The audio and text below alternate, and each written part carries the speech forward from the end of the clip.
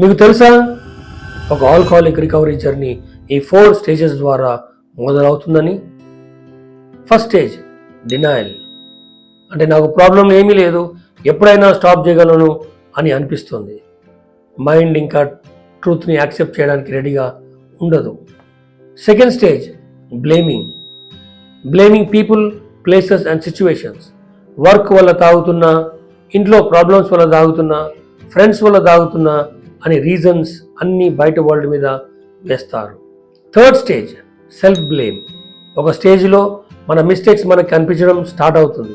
నేను చాలామందిని హర్ట్ చేశాను, నా లైఫ్ని నేనే డ్యామేజ్ చేసుకున్నాను అని గిల్ట్ వస్తుంది. Fourth stage self introspection. ఇదే రికవరీలో మోస్ట్ ఇంపార్టెంట్ స్టేజ్. అసలు నేను అడిక్షన్ వైపు ఎందుకు వెళ్ళాను?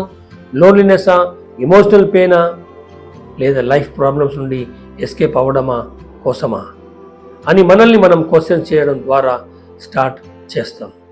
రికవరీ అనేది ఆల్కహాల్ స్టాప్ చేయడంతో స్టార్ట్ కాదు, మనల్ని మనం ఆనెస్ట్గా అర్థం చేసుకోవడంతో స్టార్ట్ అవుతుంది.